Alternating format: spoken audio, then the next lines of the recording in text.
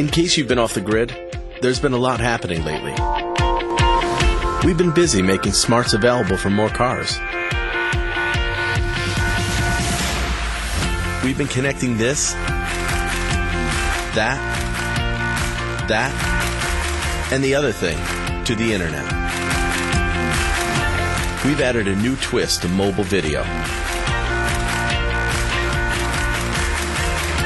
But here's the thing. We're just getting started.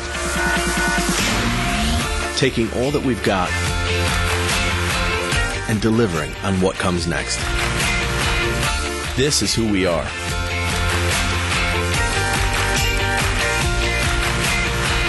This is where we are going.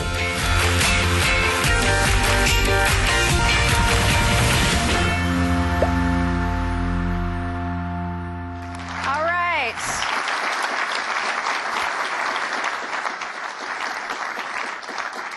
How are you guys doing? Awesome. Yeah? Any Patriots fans in the audience? A few of you? Well, I just got off the field. A tough game last night for you Patriots fans, but you guys didn't think that the Broncos could pull it off, but they did, thanks to my contributions here. Okay, so we've got quite a bit to cover today. Just less than 30 days counting down the year, and so what we want to try and accomplish today is talk a little bit about 2015, reflect a bit, talk about what we have to do to close the year strong, and then talk a little bit about how we're thinking about 16. We've got time for Q&A, so I'm hopeful that there'll be lots of questions, and I'll have the team up here to answer them. And then the next thing we're going to do is we're also going to vote on the Walden Cup. And we're going to do that a little bit differently than we've done in the past, so I'll give you that. But I thought maybe just to reflect on the last not quite 2 years since the team came together, you can see sort of our evolution. And it started a lot with building the foundation. So how do we make sure we get the right leadership team in place, the right structure, the right product focus? And then we moved along to getting into our locations. We added the strategy and the M&A team. So Roy's team joined our group. And then we made a couple of acquisitions along the way.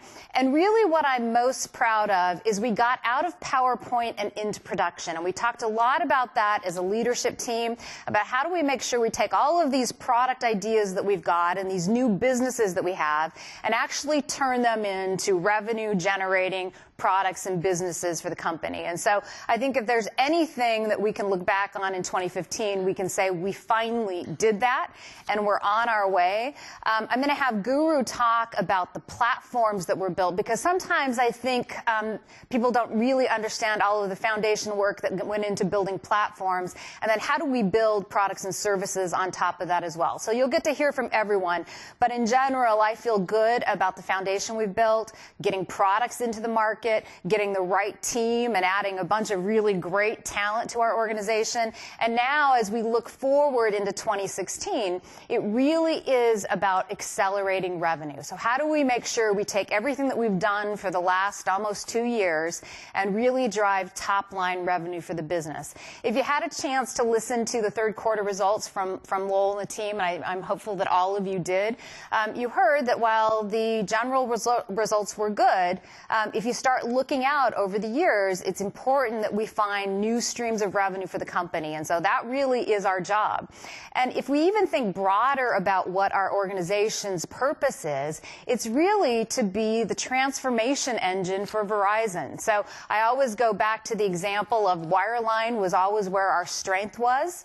And wireline funded the growth of wireless for 10 plus years. So 7, 8 years it didn't make money. Wireless didn't make money. Yet the wireline business was funding that. We now have wireline and wireless funding what we want to do to go forward. And so it's a huge, huge obligation. And you all are a part of that. And so I always talk about that building the Empire State Building, and that's what we're trying to do. We need to build the Empire State Building and be the transformation for Verizon. Okay. So we'll talk more about that when the team comes up. But the first thing I want to do is to tell you about the new way we're going to do Walden Cup. Well, at least for right now, and we'll see how it works, and then we'll decide whether we're going to do it again.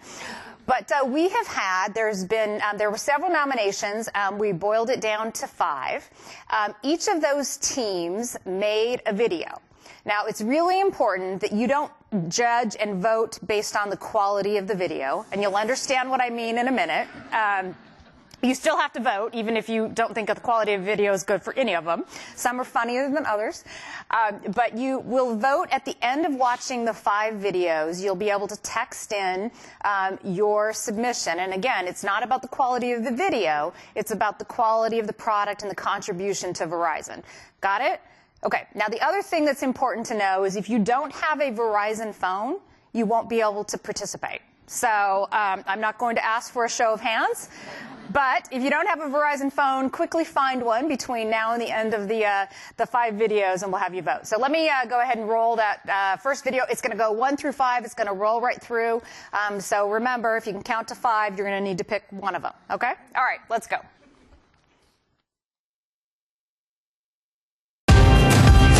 What I really like about Hum is that it's a really cool, technology-driven, innovative product. Previously, consumers had to be tied to a specific vehicle manufacturer. It's bringing connected car technology to used cars across the U.S. Those built 1996 and newer. It's an easy-to-use product that saves lives and is at a great price point for anyone who's looking for services for their vehicle. Hum's easy peasy. All you have to do is slap in the OBD meter, put the speakerphone on the visor, and log into your Hum app. It's so easy, even our product guy can do it.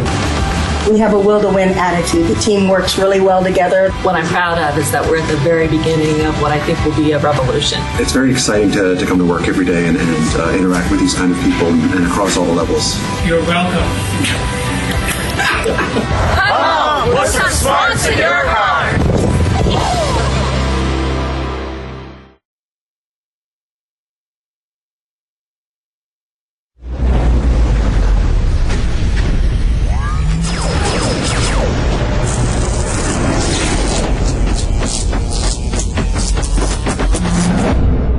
Few hundred friends or whatever, and they just like something or comment on something, and you see like, oh, that's a cool video, and you kind of check it out. We found the voice of the customer and stayed true to it. The Clip and Share idea actually was from a customer themselves, where they said it would be really great if they could take a piece of content, send it to their friends, and allow them to see what they're actually talking about. Like I'll send a video of myself saying something instead of just typing it out with a picture. And I'll send it to my friends, and they'll send one back, and yeah, that's a good way to communicate through video. I really feel that video allows me to be able to tell a story best. Go90 feels like it was made for me. We created a truly unique and ownable product. Of content that is traditional television content, things like The Daily Show, and internet content. So it's the only place you can get those things put together in whole. And we have a fair amount of original content that we're bringing in. Okay, first look at the app. Even when you just browse content, social is inherent in the solution. So you can like shows, you can comment on shows, or you can create these groups called crews. And then you can have a dialogue around a show. Like I see some monster dunk, I can come in there and I can create that clip. Clipping may be my favorite part of Go90. You can easily grab short little highlights, your favorite joke or sports dunk, and then you can share those with friends. It's a smart bet. We worked as one team to deliver results.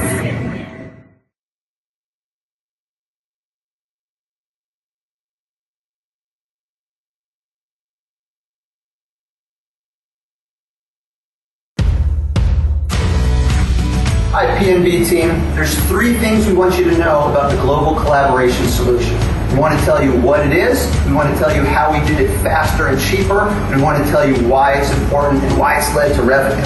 So first, what the team did was build out a global platform that allows businesses to communicate. And instead of using something like this, now they use something like this, or this, or this. Number 2, we did it faster and better. Steve? Yeah, we saved $10 million in capital. We delivered the product 2 years faster, all by partnering in a model that was cloud-based. And results matter, revenue matters. Yes? Our bet paid off. We have over 400 million in bookings due to Harvard University, CBS Networks, TNT, and others. So we've done a big change. Now we're going to tell you what our customers are doing in the field, and we're going to take some time to have some fun and get rid of this stuff. Thank you from Hong Kong, Mali. 多謝晒。 One phone with a 7-iron. You're on the money, Marnie. Global UCAS for clever thinking businesses. So, don't deliberate, collaborate.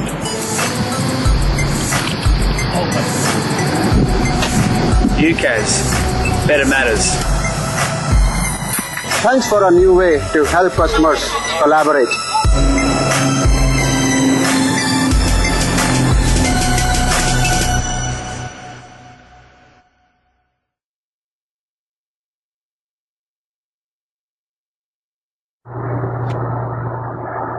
Oh, sorry, didn't see you there.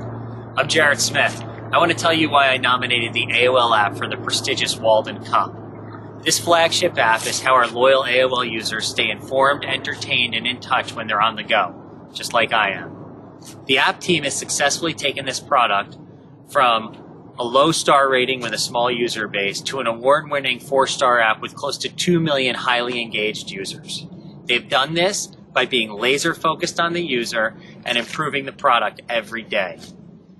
The app team has been leaders in mobile product development. They were the first email app to launch on the Apple Watch, and they also have a really slick integration with the Amazon Echo. They also launched the app in the UK and in Canada, and we have Germany and France coming later this quarter.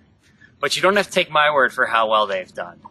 The app was an official honoree at the 2015 Webby Awards. It now sits with over 4 stars in all the major app stores: Amazon, Google, Apple, Microsoft. Google called it a must-have app, and it's even been #1 in the news category on multiple occasions. The users are responding too. They've grown 2.5 times in the past year, and 37% of them use the app every day. It's been a truly awesome effort by everyone involved. Everyone should feel very proud of what we've accomplished this year. Thank you, and go AOL.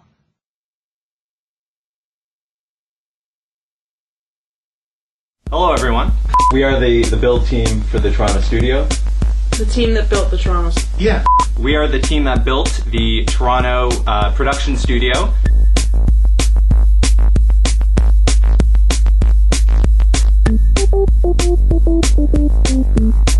We're extremely honored to be nominated for the Walden Award. It was definitely a big undertaking in no short part. In no short part? Is that a saying?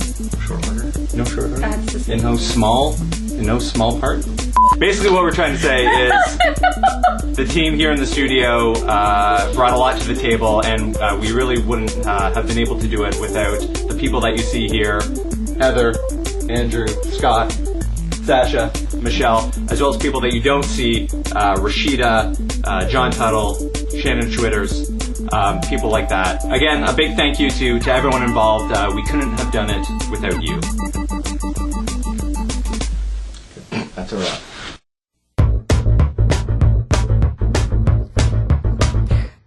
Okay, so pretty simple. You guys are good at instructions. So text to 2252, A, B, C, D, or E. You don't have to put the quotation marks around your letter. That was supposed to be funny, but a bunch of engineers in the room who don't think I'm funny. Guru isn't even paying attention to me. Okay, so vote. And then we will tally and we'll release the rankings at the end. You guys good? Okay. All right, so I'm going to ask Mike, Bob Toohey, Guru Pai, Brian Angelette, you guys come up, and Roy Chestnut. Can you guys come up and join me up here? Guru, do you want to wear the helmet? No, I thought it was in my spot. Come on, assigned seating. Hey, then, yeah. Brian's in a tie. You should listen to direction. Okay. Brian looks like Mr. Rogers today, I told him.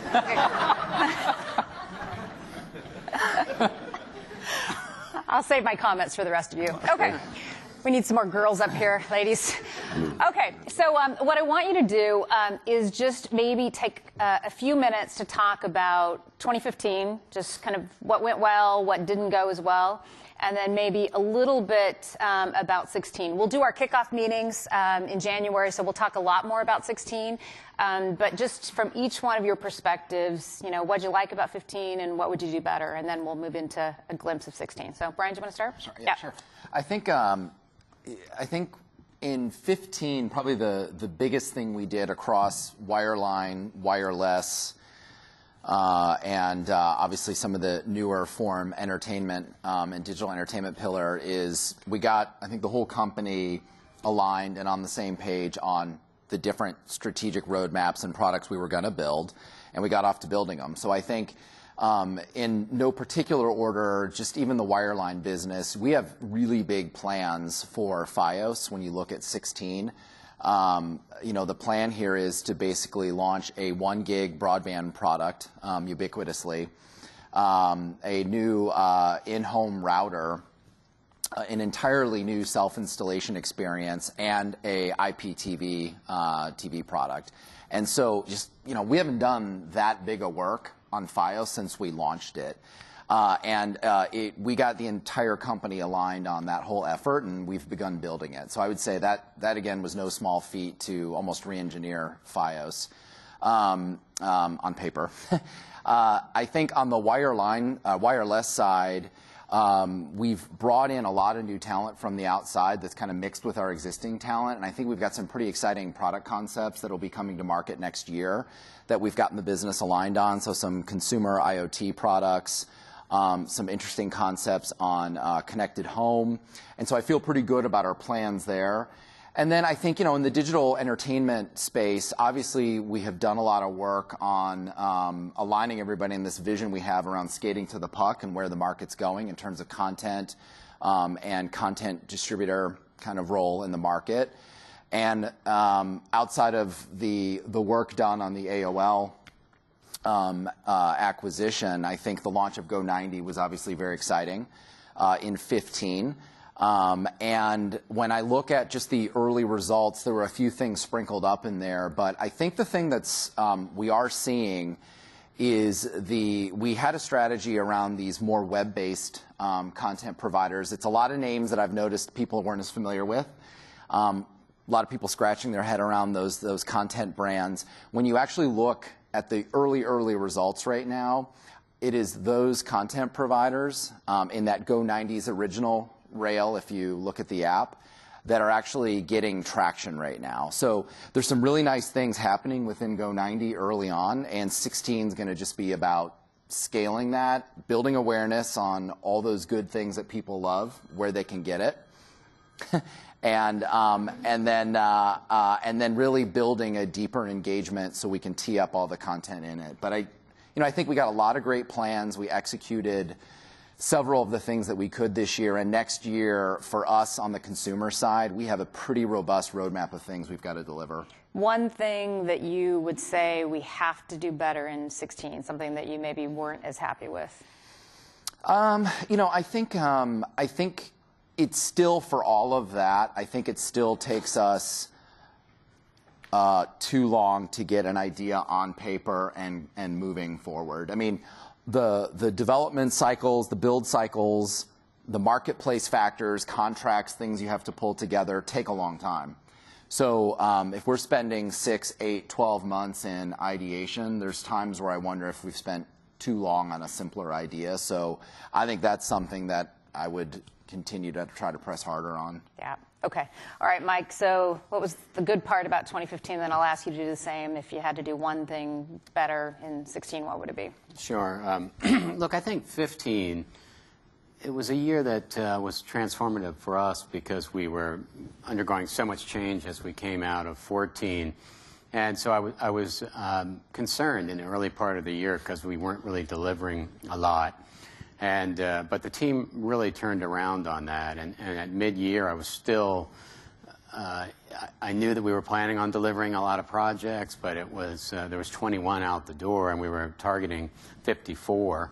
And even when we got together for our third quarter, we only had 28 projects out the door, and I was getting a little bit of a panic going here. But the great news is that we really did rally, and we're still rallying. People are jamming really hard. We've got 41 out the door right now, and I think we'll top 50. And these are not small projects. It's things that are meaningful, like the launch of the ThingSpace platform that put us squarely in the IoT business in the minds of our developer community as well as many of our customers. It's things like the global UCaaS, which you saw the video on, but that's generating real revenue dollars right now, and SDN that we got out the door, and immediately stroked a $65 million deal with PNC.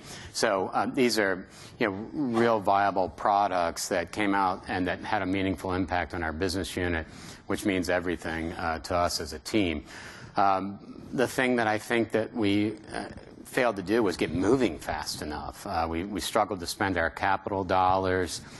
We took a little bit longer than we should have evaluating partners, and so we need to solve that in 2016. We simply have to get out the door, hit all of our target projects, and hit them right on time, because we sat down with the business units and we said, you need to sell 3,000 of these in the third quarter of next year. That means we got to deliver it, so it's sitting there waiting to be sold so they can meet their targets. So that's the challenge we're all taking on as we move into the year, is delivering projects on time. And then the second most important thing is that we help those in our go-to-market work, that we help drive the sort of the speed of adoption, both in the sales force as well as with our customers, so that we are generating revenues more quickly off of the investment that we on the capital side. Mike, I promised some folks from AOL, Julie Jacobs in particular, that we'd stop using acronyms, but so all of us will try not to do that. But you just used a term that I know many are familiar with, but SDN, you stroked a $65 million deal. What the hell is that? What do you mean? With PNC. SDN is software-defined networking, and it's the next generation of networking products that are really driven by software more than by routers that are being installed at the edge of the network. We'll power them from the cloud in a software-defined networking capacity. So it's a huge opportunity for us. Or if we sit around and don't grab it, somebody else will come in and sneak in as a disruptor and steal a bunch of revenue for us. So it's one of those things that's super urgent for the business. All right. Okay, so Guru, I'm going to ask you, just without acronyms, this could be nearly impossible, not for you, but just because of what you do. But could you just talk about the platforms? Because I do think, even as I talked about it to the board, it was something I had to reflect on, because there's been so much work done over the last 2 years by your team building platforms that didn't show up as products, but will enable a product. So can you talk about those, and then I'll ask you to comment on what you want to do differently in 2016. Sure. So just so that we confuse everyone, when we don't use acronyms, we use totally unpronounceable proper nouns like Laniakea, which is the code name for our, I did not make that up. I didn't know what it meant. I had to Google it several times. But Laniakea is a cloud computing platform, a cloud storage platform that all our products will run on. The first product that we used as the launch product was Verizon Cloud, and the economics of it are awesome. We save about $150 million over the Greg's here over the first 3 years, and it's about $150 million a year for the next 4 years going forward from there. So if you look, that's sort of the basic value of platformization, Marnie, is that you build it once and then you can run a whole bunch of products on top of it. And that makes everything economical, and it also brings us to a point where technologically we're in the front of the tech curve and the adoption curve and some really critical technologies. So for example, IPTV, which is the other big deliverable for us next year, will run on Laniakea from a product perspective, as opposed to using Amazon or using an external third-party platform. We've also built a platform that's been around now for 2 years, VISP, which is an acronym, but it has no other description. It's an internet services platform. It sits in our network. It actually now, all our network traffic, all our wireless network traffic runs through that platform. It's deployed across our entire wireless network. And the team up in Boston builds that. And that's the foundation of our precision products. It gets the wireless data out of the network for us so that we can build big data platforms, again, called Orion now. Again, it's not an acronym. It's a proper noun. That actually now services AOL by getting the data out of our network. It was one of the reasons why the AOL deal was so important to us, is that we could advantage a lot of the ad tech platforms with first-party quality data out of our network. The other platform is something that Mike talked about, was ThinkSpace. That's, again, a platform that drives sort of the infrastructure and it's the underpinnings of our IoT strategy. So if you want to actually enable third-party devices that run on our network in an internet services model, you need a platform like like ThinkSpace. And we've made consistent investments in these platforms over the last couple of years. And they've actually, 2015, we've deployed them across our entire platform. And I look to 2016 as a place where we actually get the economic benefits of doing this. So give me you mentioned a little bit about 2016, but what's the one thing that you want to do better? What I think everyone's talked about speed, but just to further highlight to reinforce that point, it's speed not only in what we do, but in speed in building consensus and getting everyone across the organization and the company to act on building the products that we want. In many cases, we're not the sole organization that's required to execute to get products to market. And I think what's really important is to get the broad-based cooperation so that we can actually launch in time. Okay. So, Bob, you're here representing not just your digital media service business, but all of AOL. So if you can talk maybe for both, for 15, and then what's the conversation for 16? Yep, great. I'll blend the two. So I'll start with DMS and the year for 15, it's been a great year, an exciting year. I mean, when you're growing and you're hitting numbers, it really energizes the team. So our growth rate of expanding our platform at 70% of the traffic and volume that comes on that platform was really one of our big focuses this year. The team's done a lot of, it's not a lot about launching new products on the platform. It was more scaling it globally so that we can handle the volumes that were coming. So we spent a lot of time on that, and the team really, and it showed because then we brought on many new logos because that's what they were looking for, was that resiliency in the platform. We grew revenue 40%, volume on the platform 70%, launched some new features and brought a lot of new logos in. And then as we fast forward about 3 quarters through the year, we became part of AOL, which was great.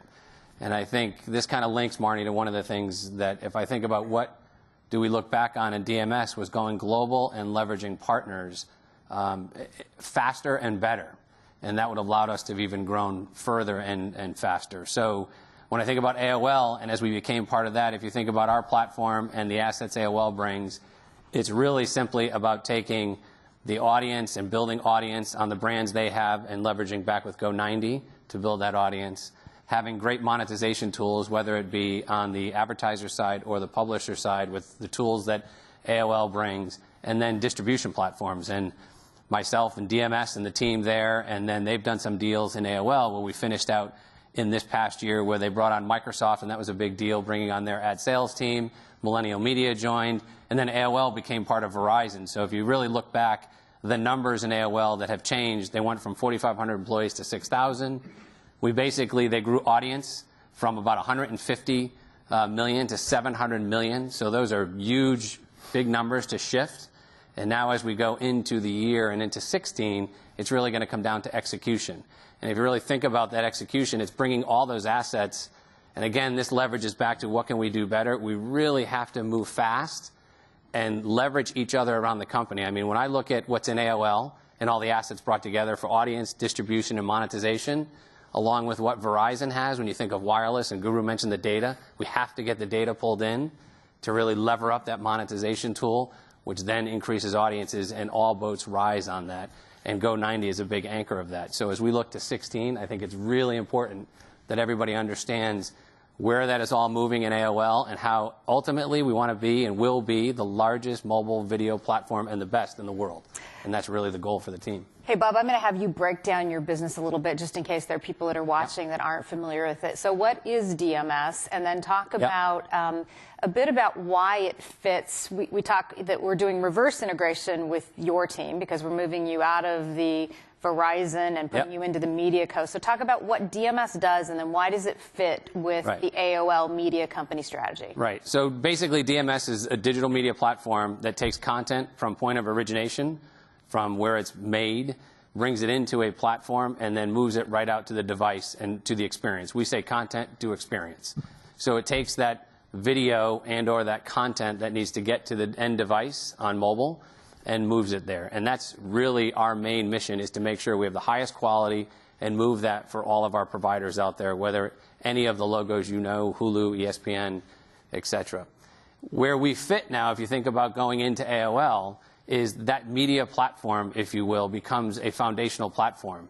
And then most customers that put media on, they want to do two things. They want to do one of two things: make money with that through monetization tools, which would be through the ad tech. You'll hear the phrase "Won by AOL."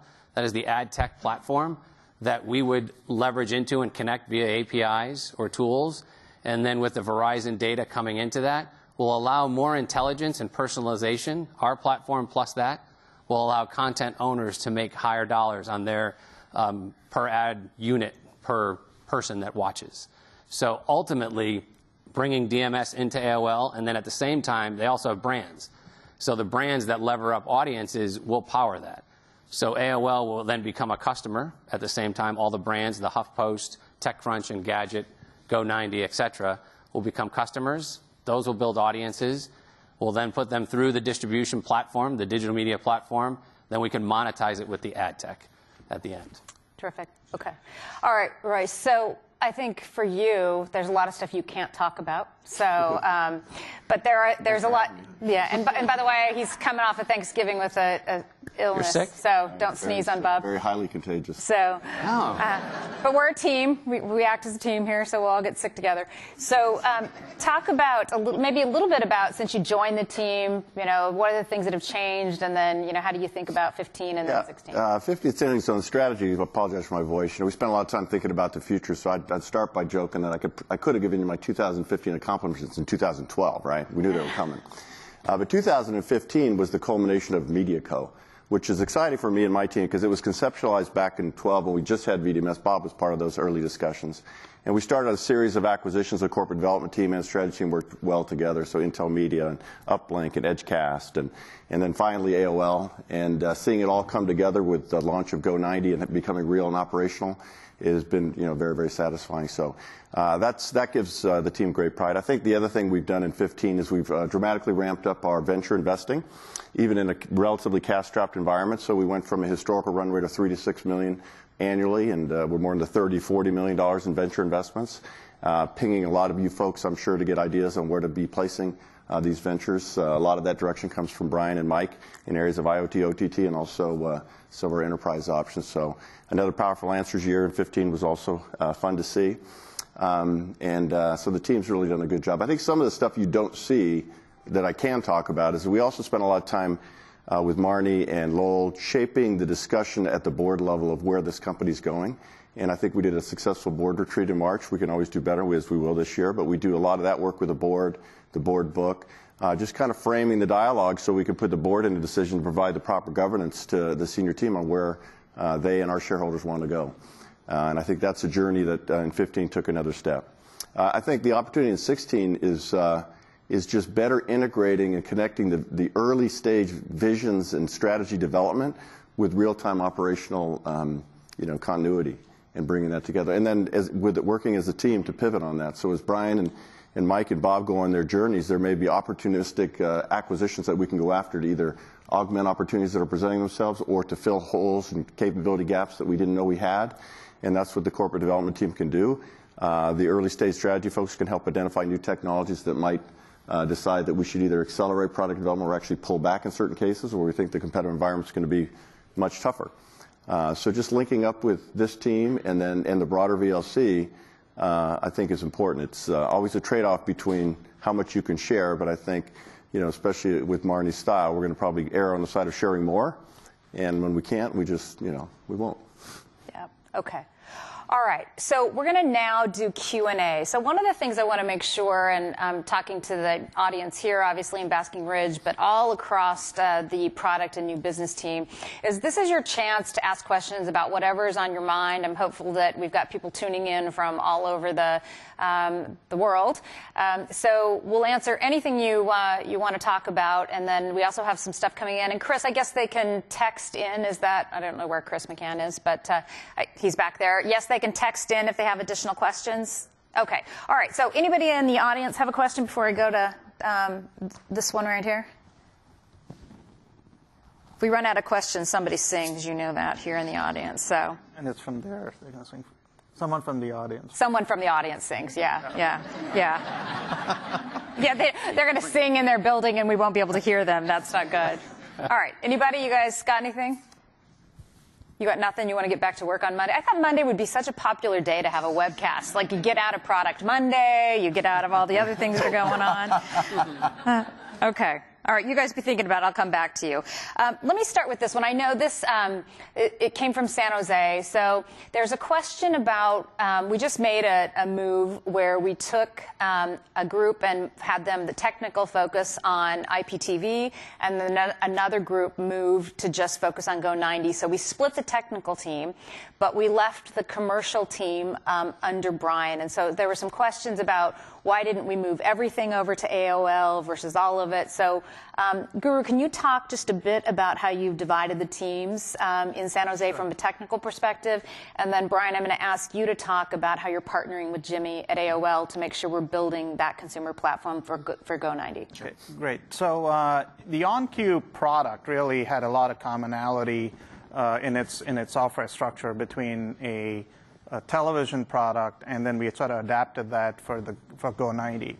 As both these products sort of started to, they're massive development programs, and they sort of have two different customers, two different bases, and they sort of move at two different speeds. The Go90 product goes at sort of an internet speed. We've got to continuously iterate and so on. And IPTV is a big, large-scale, cross-functional, company-wide engineering effort.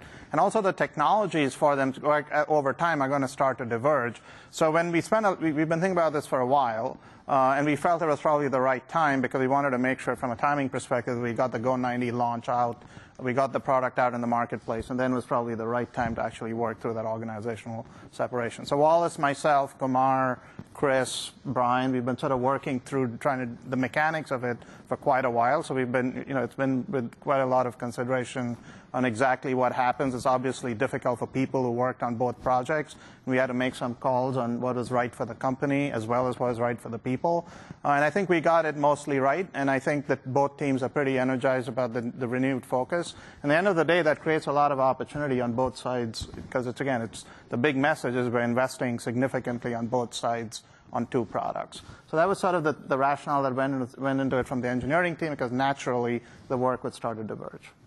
Okay. Brian, want to talk about the commercial side? Sure. And then on the commercial side, there are probably 2 to 3 factors at play here, the least of which is just when you look at how much of the commercial offering is related to content, one of the things that we're doing here is we're leveraging the full scale and scope of all the Verizon buying power in market for content to get the best rates we can. So some of that comes from our position that we have with Fios being the 4th or 5th largest cable provider, depending on which acquisition's going on. And so there's a big chunk of deals that actually have cross-benefit, whether it be Fios or Go90, or leveraging some of our wireless content endeavors and specifically our sponsorship agreements for things more like some of our sports deals direct with leagues. So a lot of that is being done on behalf of multiple parts of Verizon to get the best deal, led by Terry Denson's team. So there's a piece of that just strategically gives us the best position to negotiate from, and that sits in the Verizon perch. And then from there, what we've been focused on is Go90 as it's defined today is an app on your mobile device. And there's a lot of work that has to be done to finish that out and kind of bring its full promise to bear in the next year, whether that be just discovery, getting the kinks out, getting the roadmap to manifest as we had envisioned.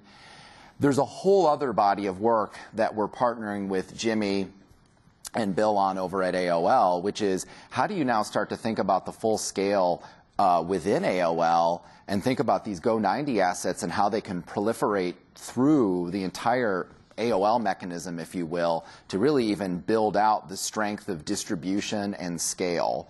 And that's the element that Jimmy's leading, and we've begun partnering on to think about how do you even make this thing bigger than it is today, as defined as a mobile app. So those are kind of the reasons and the phases of development we're in right now. Okay. Bob and Guru, maybe I'll have you guys tag team this, and you touched on it a bit, but we didn't use the digital media service platform for the build of Go90 originally. So can we talk a little bit about that? And then obviously that's where we're headed with Bill Pence and team. So can you just touch on that? Okay, so I'll tell you about why we did what we did, and you can say what we're going to do going forward. Does that work for you, Bob? Great. Okay. Shot, and I'll correct you. Okay, that happens. Anyway, so the real issue for us was time to market. I think in all engineering choices, I think there's the most elegant solution, and there's also the most appropriate from a timing and a market perspective. And the OnCue product was mature, it was built, it was there. We had the infrastructure to support it, so we could actually get to market as fast as in a time frame that we felt that we could satisfy sort of what was needed. The minute we started looking at it as a video platform across multiple properties, we had to try to figure out what the right leverage points were. In fact, even on day zero, when we did the OnCue acquisition, this was one of the first things on our mind, was when do we start integrating this with sort of the VDMS properties, and I think we decided collectively to wait until we launched Go90 to do the integration. Right. So, and you were correct. So that we waited until You heard then, that here. and now that we're moving, I mean, it's pretty simple. The teams are, working great together. You heard me say a lot that sometimes the hardest to deal with is your own company, because it's the hardest customer to deal with. But we often try to deal with everyone like a customer. So we launched a team to just go right in and work with Wallace and really transition. And at the same time we're transitioning, what's great about that when it's in your own company is you start to figure out what new features. So we're moving on to the platform of DMS, so we have one platform around the company and globally, but also we're adding on features and really listening to what they need as a customer standpoint. So hopefully we'll now be able to accelerate some of the things that Wallace and team are trying to build, bringing in folks from DMS and AOL and together, working with Bill Pence and everyone to just launch that very quickly. So it's moving along great. Okay. Let me, there's a number of questions that are sort of in the same frame. So how do we get exposure to employees earlier in the process, I think maybe alpha and beta, using our products or testing our products and services and getting that feedback? Does anybody want to take that? So, Brian, do you want to? I can. Or I could. I'll start And I'll jump in. Or we could have some of your team members that know more than you answer the question. Where are you, Brian, Alyssa, Neelam? You just named all my team. Catherine? Do you guys want to take it? Somebody want to take it? Brian, or I'll start it while you consider if you'd like to get a microphone and go farther. I just saw Alyssa get shorter in her chair. What's happening? I'll say this. I'll tee Brian up if you can get a mic to him, I guess. We have a new process that we built, which actually we've gotten a lot of good external feedback on for our quality control and how we launch products. We did it out of need for VMS on the Fios business, our video media service. But the process is about actually recruiting employees. We have a panel, et cetera. So now that you've got a mic, do you want to maybe describe that a little bit? Yeah. So, the first piece, because I got some of this feedback as well, is we absolutely are seeking out employees to be the early testers, right, along with customers as we move into beta. So building the process and the structure to get it going, and we've had some success along the way where now we can start to scale it. So if you think about the Fios product and specifically what we call APR3 or the DVR streaming, we were able to expand that beta test out to 500 plus users and collect the feedback, actually take action on it in an organized way.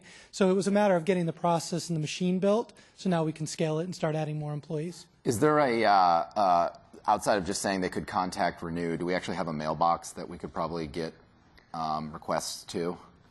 The answer to that will be yes. Yes. Yes. So we'll get that out. Yeah. I don't have it right now, but yeah, absolutely. We can get that out as a follow-up, but people could put their hat in, their name in the hat. Okay. All right. Okay, we have an audience question. Awesome. I'm Jonathan Azar. I'm part of the legal team. France, get ready. We don't answer legal questions up here. That's what he told us to say. Fair enough. Actually, it follows up on the question that was just asked. So that's the before it launches. But what can we do to give us, who are maybe not part of a particular product, a channel in so when our friends ask us questions, or those very few might have a challenge, they need some assistance, we can help them get to the right person more quickly. There's a little bit on the wireline side, but a lot of these products, we don't have a way of quickly getting the people we know who are already using our products or are interested in them more information. And so I don't know if there's any thought about giving us the tools to do that. You sound like you want to say something. Yeah, that breath. Yeah. I think there's probably two things we could do. I think we need to, especially since we've all been reformulating or in different groups, I think we should just, in general, put out a punch list of where to go to get things done. So there's the pre-part that you identified. I think for products that we have that we kind of own in-house, there's a good a good contact for each. And then if it's something like a Fios or a wireless, we have contacts that would support there. So I just think we'll put a list together and get it out. Yeah, I'm hopeful, at least for the people in New Jersey, you got a chance to go over and see the demos at Dolce. So that was one way to start, and this isn't answering the complete question, but one of the things that is very frustrating for me is we do a lot of things between what we do at AOL, what we do at Digital Media Service, what we do in our Fios business, our wireless business, our enterprise business. Mike we don't talk a lot about what we do in wireline enterprise. We talked about the work with software-defined networks, but there's a ton of work going on, and how do we broadly expose everyone to that so you have a little bit of knowledge, and then how do you follow up? So we're trying to do more of these demos where you can come view and actually get hands-on, and many people in the room helped to set those up, but we need to continue that. It also is a good sort of pressure point for us because it forces us to refresh those products and have something every 6 months that we can be talking about that's new. But I think it's a good point. How do we try and put it together and give people a place to go learn more if they want to, and be advocates of the product and help support? So thanks for that not being a legal question. So that's great. Okay. Anybody else in the audience got one? Parissa? Not usually. Oh, my goodness. She's happy to A question for you and Brian, perhaps. Has the latest gimmick with T-Mobile had an impact to your video game plan and strategy? So the binge-on question. So do you want to take it? Sure. I think there's two things that we had thought of. I mean, if you step back, the commercial model for Go90, the first most important thing to note is that it is an ad-based commercial model. So right off the bat, the whole goal is to build distribution in kind of the content of the future, which we believe is mobile. It's some of these newer brands, and then we monetize it above the network with ad revenue and potentially other subscription revenues. So off the bat, the commercial model intention is different. I think we do have content that is exclusive for Verizon customers that could be even promoted probably heavier as a reason to switch to us. And a lot of that is going to be in the form of live sports, which T-Mobile doesn't have. But I do think, we have taken careful consideration around, are there elements between what they've done with compression, et cetera, that we might want to adopt, and that's still something that we're Right. So this is sort of a constant evaluation for us is what's the right equation between quality, throughput, and eventually we count data and we count bytes that run through the network. So it doesn't make sense to give what we count as our revenue away for free. But there's probably ways to use video optimization. A lot of stuff we've had in our roadmap for a while that's being deployed in the network as we speak. We've just got to figure out the right economic model, and we're working with the business unit. Fortunately, I think we've got a lot of choices. So we've got to pick which one to use as opposed to not having any choices in the event that we did want to put out something that was competitively targeted. So a lot of good work going on, but I think it's not just a technology issue. There's also a commercial issue that we're modeling. Yeah, I would tell you if you spent any time, doing a little bit of competitive shopping, I think while on the surface it looks like a really great, value offer for T-Mobile customers, they're still pretty scattered in the explanation. So, we'll need to continue to develop great stuff to keep responding, but still early days. Okay, Greg Dial, I'm going to get, go ahead, and then I want to get Greg Dial on microphone, too. Okay, thank you. It's Jay Berman from Go-to-Market. When I look the current market situation in enterprise, IBM has had 14 consecutive declines in their revenue. Very tough market. And on the consumer side, you look at Yahoo, which has engaged McKinsey to figure out what the company's going to do. It looks like Verizon has really done, particularly P&B has done an excellent job positioning ourselves for the future. So that's this year. Looking 3 to 5 years from now, I'm assuming the corporation has a target for us of how much percentage of total revenue would be us. So is it a matter of just scaling now, or are there gaps because of other changes in the marketplace we're considering at this point? And I understand it could be sensitive revealing this information. I just want to know, is it just right now a matter of execution, or we still need to look at other parts of the portfolio to plug in?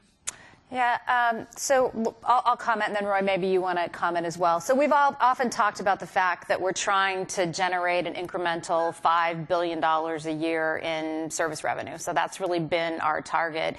And if you've seen Lowell stand up publicly, I think he said that our obligation was to stand up 3 separate $5 billion businesses. So hopefully you all felt like you were sharing in that goal with me. But I think if I look at where we are, I think we are very intentional about what we're focused on. So it's really our telematics business, and Andres isn't here today. He's in Atlanta with his team. But it's our telematics business, it's IoT, which there's a tremendous amount of work going on, and then it's media company. Those are really our 3 sort of buckets. And then there's the life cycle work that we all do, that everybody works on, that needs to continue to pay the bills so we can grow those. So it really is about scaling those 3 businesses. I don't know, Roy, do you want to? Yeah, I would just say it's no secret that the wireless business has been a fantastic business, but it's slowing in its growth. It's not going to deliver the kind of shareholder growth we need every year. We need that 5% that Marty alludes to. So although the business will be around for a very long time, we've got to find new opportunities. Where my team will kick into that is, I think, if you start to look at a 5% annual growth rate, not all the options are going to be organic. You're not just going to be able to work harder to get there. We have to do that. That's table stakes. But we'll look for inorganic options. And we have a lot of discussions with the board on this. So we will be aggressive inorganically, or opportunistically aggressive, where we can build to the areas that Marty talked about, which primarily IoT, OTT, some of our enterprise things, and the core wireless business. And then, as Brian alluded to, it's subtle when you think about it, but as we move into Go90, you're in a world where you're starting to monetize Wi-Fi. That's one of the beauties of that commercial model, where if they never even get on our network, we can make money. So we'll continue to look at things that says, how do we play in the broader connectivity space and not just focus purely on LTE? That's a core, of course, but we need to play connectivity across the spectrum of how our customers use it. Yeah, and also I think global is really important. We don't talk a lot about that at Verizon. We certainly have our enterprise business, but Bob Tui's business, the digital media services is global. All of Tim Armstrong's AOL business is global, and that's actually can grow faster than what you do in the U.S. And then certainly our telematics business is global. So having global growth is really important, although we don't talk as much about that, I think, internally at Verizon as we should. All right, Greg, I'd like you to comment, and I can't see your partners past the front row, but just the enhancements we've made. It's my favorite product. I love all products. It's one of my favorites. UCAS is one of my favorites. I love hitting the phone with the golf club. Can you comment on messaging and what we've done with that platform and some of the recent developments? If you want to call on any of your partners around you, you can do that too. Sure. So I think Jerry's head just hit the roof when you said it was your favorite. I said it's one of my favorites. So shout out to Jerry.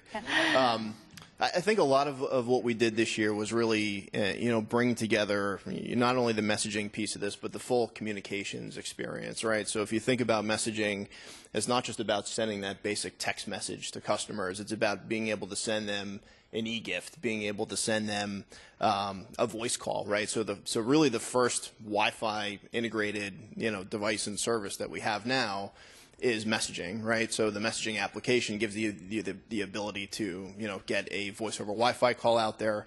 Really the first true convergence that we've seen across that platform. So e-gifting, so we've done about 90,000 gift cards since we launched it last year. We have 30 new merchants. Getting some more, group advertising across that is something we're looking at in the future with OTT. But really taking all those things together and packaging them into a new communication platform as opposed to just hitting that, send, receive, SMS, MMS button. Yeah. Okay, great. All right, I'm going to get the microphone to Alyssa. I'm going to have you comment on voice over LTE, advanced calling. So if we could get that to her. Any last questions in the email? Does the 000 mean that my time's up, Chris? Is that what that means? Okay. All right. All right. But yeah, I still want you to go. So I want to have Alyssa comment on advanced calling, voice over LTE, what we're doing, and sort of the roadmap, because you mentioned Wi-Fi calling. So I want to talk about that. Sure. So we've launched voice over LTE here, and we've added a good number of customers. We have over 4 million customers now. We've been tracking kind of your question of how do we monitor results post-launch. So if any of you have used advanced calling, you've seen some of the challenges we've had just in stability. And so we've been going out to customers every single month and asking them what their feedback is, making improvements on it, and doing things like that in order to better have that experience for our customers and making sure that the quality is there. And so as we see the quality improve on that product, we'll add things like voice over Wi-Fi will come later this year and into next year. So we're making advancements on that as well. Okay. Thanks, Alyssa. All right, I'm going to take one more because there's a few questions around this, and then we had several that just came in. So we'll make sure we get answers to all of the questions out.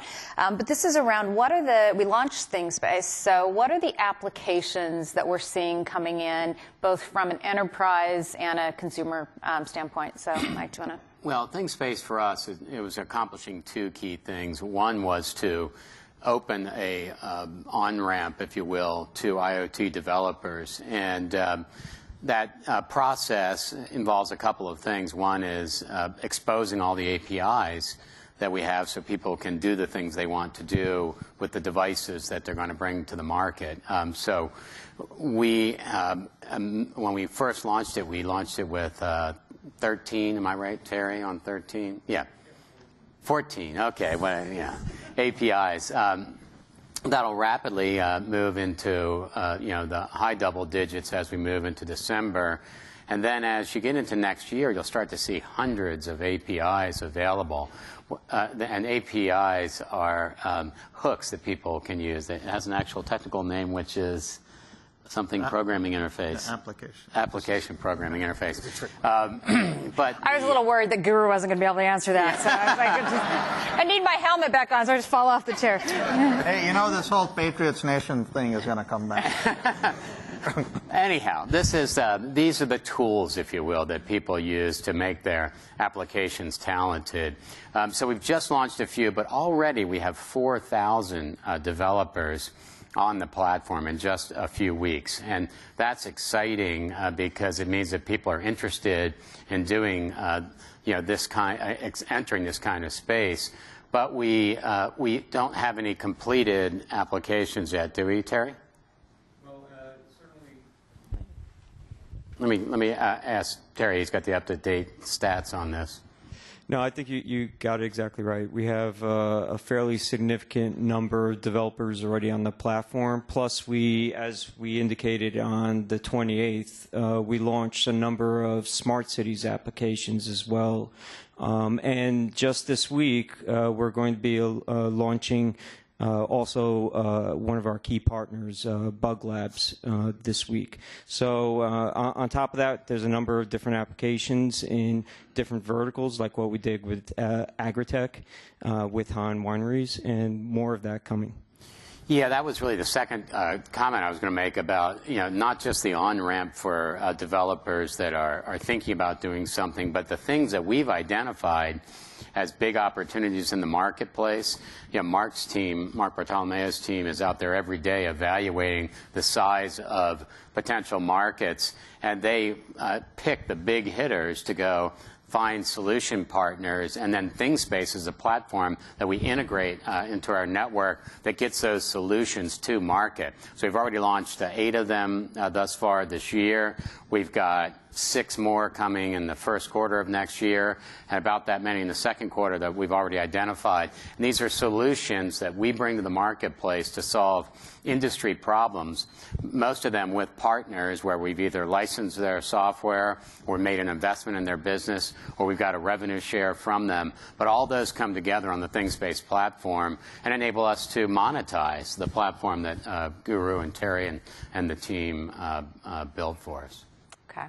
All right. So we are out of time. I'm going to have you guys stay up here. There's a lot more in the consumer space. I see Samir here. I was going to have him talk about Gizmo Pal and the new release, but catch him afterwards. And for those of you on the webcast, make sure you check that out because I think that's a really cool product that is in market right now. So, all right. So we, Chris, we have the results of the Walden Cup winner. Okay, so are we going to start from the bottom up? Okay, in 5th place. Oh, man. Oh, I like that one. A. All right. 4th place. All right, there's a fix here. There's a, yeah. This is in order of the videos as they occurred. Yeah, so there were more. So this just tells there were more AOL employees than in products. So we'll see who they voted. Maybe we forgot to send them the webcast, or they didn't open it because it looked like a corporate email. Okay, number 3. Number 3. Go 90. All right. Andres isn't here because he's got some program running hum votes. Okay, number 2. UCAS. Oh, so close. By the way, I thought the best video. Yeah? Yeah. Okay. And number 1 goes to the Hum team. All right. Congratulations. So they will all get the cup with their name on it, and then we have them pick a charity of their choice, and we donate to that charity on behalf of the Hum team. So we have 2 or 3 leadership team meetings every year where we just calibrate at the beginning, in the middle, and then at the end of the year. We just had a meeting here in the last couple of weeks. But at mid-year, I asked all of the leaders of my organization to grade us on how we did on these things, because this was really the charter, the mission that we said we needed to accomplish. And we had everybody do the text voting, and I did the traditional scale of grading, A+, we're knocking it out of the park, F, we need to find other jobs. And I would tell you on average, in most of these categories, we were in the C- range for those of you who were in the meeting. And so we had a lot more work to do. And I think none of us get up every day to say we want to be a C-, but the reality is we weren't doing every one of these things well. I think we've made a lot of progress in 2015, but this needs to be the guiding light in front of us in 2016 that says the reason we're here is to transform Verizon and to deliver revenue. We need to do it with quality. You've heard a lot about speed, and we've got to figure out what are those things that are in the way that are preventing us to get to market. Many times it's broad communication, because what we need to do requires other work groups, and we've got to have a lot of stakeholder and conversations to make that happen. We need to make sure we keep the customer in the focus of that, so we do deliver quality products. We need to encourage innovation, and I would tell you one of the things that I think I didn't do well in 2015 is continue to push for new ideas. I feel good about what's in our funnel for 16, but I don't feel good about what's in our funnel for 17. So we need more ideas coming through. And not everything, by the way, will be a billion-dollar idea when it starts, but how do we grow it into that kind of idea? And so I'll ask that all of you across the entire organization do your part about thinking about those new ideas, not just about the work work that's in front of you and what you do every day. But part of the reason we come up here and talk broadly about what we do is so you all can be thinking about, how do I contribute to different parts of the business? And so I'd ask that you do that, because we need to encourage, we need to foster, we need to reward risk-taking and ideation, and make sure that we're really driving new ideas forward. And then finally, if I had to pick anything on this slide, I don't think we can do anything without a really strong culture and having the very best talent. And so we've got to continue to work every day to make sure that we've got the best people on the team. We're getting good people, we're keeping good people, and that we all get up every day wanting to win. And by the way, the reason I do stupid things like make you sing and put helmets on at the beginning is I also think it's a good idea to have a little fun every once in a while. So I hope that you do too. Even if you don't laugh at my jokes, I'm going to keep telling them. So what I'd now just ask is that hopefully you all had some time at Thanksgiving. We'll have another holiday coming up, so whatever holiday you celebrate, I hope that you'll be able to really connect with family and friends, take a little bit of time to reflect and to enjoy yourselves. We've got a few more weeks to close out the year strong, and then we need to run like hell to make sure we storm into 2016. So I'm counting on every single one of us in the room to do that. I appreciate everything that you guys have done to make sure that we've stood up this organization.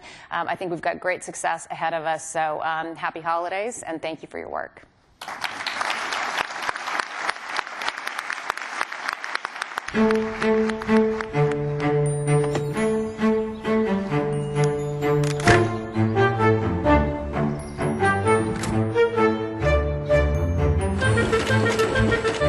Nobody ever says, made from the finest press board,